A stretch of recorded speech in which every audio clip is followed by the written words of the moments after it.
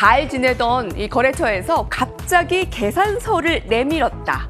오늘 2차 전지 가운데 이 LG화학의 이 주가가 급락을 나타내면서 좀 염려가 크셨을 겁니다. 바로 리콜 소식에 대한 타격을 받았는데 LG화학의 시총이 오늘 하루 사이에 좀 7조 원이 증발하기도 했습니다. 배터리 시장에 과연 무슨 일이 일어난 걸까요?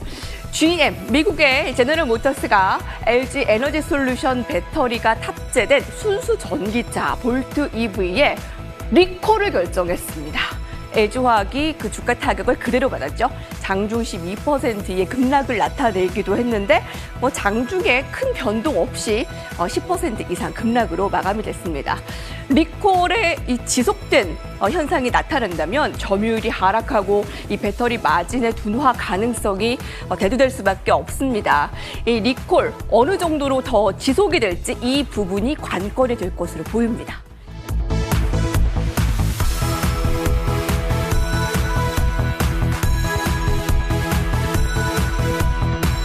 LG화학의 오늘 주가 급락, 이 거래처인 미국의 GM이 갑자기 계산서를 들이밀면서 LG는 충당금을 더 쌓아야 하는 상황에 놓였습니다. 자, 거기다 GM이 전면 리콜을 결정하면서 LG 에너지 솔루션의 다른 거래처에도 리콜 연쇄적으로 일어나지 않을까 하는 우려감이 큰데요. 사태 수습만으로 올해가 좀 짧을 것도 같습니다. 이렇게 되면 LG 에너지 솔루션의 연내 상장은 사실상 무리라고 좀 봐야 될까요, 위원님?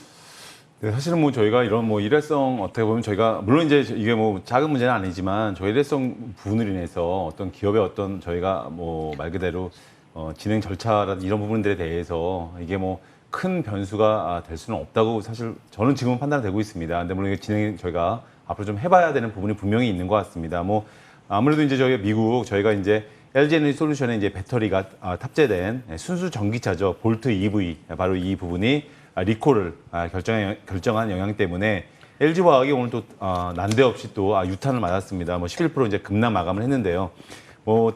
다행히 삼성 SDI는 상세를 보이면서 사실은 이 두 종목의 시총이요 약 1조 원대 초반까지 좁혀진 상황입니다. 그래서 GM이 이미 지난달 2017년도에서 2019년도 볼트 EV 이 차량에 대해서 사실은 6만 9천여 대 이미 리콜에 이어서 올해까지 출고된 약 7만 3천 대에 대해서도 리콜을 결정한다고 이제 밝힌 상황입니다. 그래서 작년 같은 경우는 저희가 이 볼트 EV 리콜에 그 부분에서는 소프트웨어 업데이트를 통해서 최대 충전율을 약 90%로 제한하는 이 조치로 사실 한 적이 있습니다. 근데 그럼에도 불구하고 소프트웨어 업데이트를 받은 차량에서 또 화재가 발생하자 사실은 배터리 모듈의 전체 교체를 결정했고요. 2019년도 이후에도 생산된 분량에 대해서 추가 리콜을 이제 결정한 것으로 이제 알려지고 있습니다.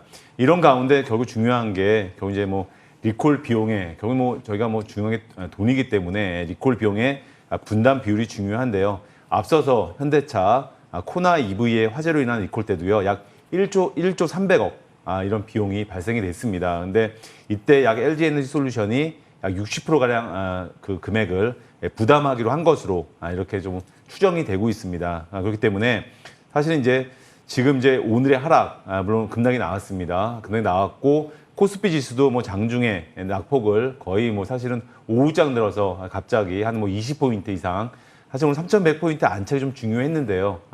그래야 이제 박스권으로의 획이 이게 가능한데 3,100포인트 좀 밑에서 마감을 한 게 약간 좀 그런 부분이 있습니다. 근데 어쨌든 LG화학이 하락세도 한몫을 했고요. 근데 중요한 부분이 이제 그런 여러 가지 지금 리콜 이런 부분을 감안을 하더라도 LG화학의 주가락은 좀 과도하다는 이제 분석이 이미 나오고 있습니다. 그래서 향후에도 이런 리콜이 지속이 되면서 사실은 LG화학의 점유율이 하락이 되고 또 중장기적으로 이제 배터리 마진에 대한 어떤 약세 흐름 이런 부분 때문에 사실은 경계 매물이 좀 많이 나온 것 같습니다. 근데 오늘 수급을 놓고 보면요 결국 이제 기관은 매수를 했습니다. 근데 외국인이 오늘 삼성전자, SK하이닉스, LG화학까지 세 종목을 배도세가 강하게 좀 나온 것 같습니다. 그래서 결국엔 이제 보시면 이번 리콜 이슈가 사실은 LG화학의 어떤 기술력 문제가 아닌 배터리 양산하는 데 있어서 기술 자체 난이도 이런 부분으로 지금 파악이 되고 있습니다. 그래서 지금 중요한 부분이 이제 중국 전기차죠. 관련 침투율이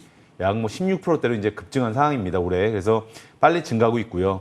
결국 이제 문제는 저희가 이 배터리도 이제 고품질의 배터리가 중요합니다. 뭐 어떤 저가 배터리도 물론 있겠지만 결국엔 이제 안전성, 자동차는 뭐 특히 전기차는 늘 화재에 대한 어떤 그런 부분이 있는 것 같습니다. 그래서 안정성이 제일 큰 문제이기 때문에 결국에 이제 고품질의 배터리를 납품할 수 있는 업체들은 이미 제한적입니다. 선도업체들이 이미 그런 부분에 대해서 이미 많이 장악을 하고 있는 상황이기 때문에 결국 이제 이런 부분은 사실은 앞으로 좀 일회성 이슈로 보시고 LG화학이 뭐 잘 극복해야 되고요. 또 잘 극복할 것으로 보이고 주가는 사실은 뭐 최근 들어 저희 반도체 주들처럼 바닥을 찾아가듯이 LG화학도 좀 단기성 이슈로 보시고 대응을 하시는 게 뭐 맞을 것 같습니다.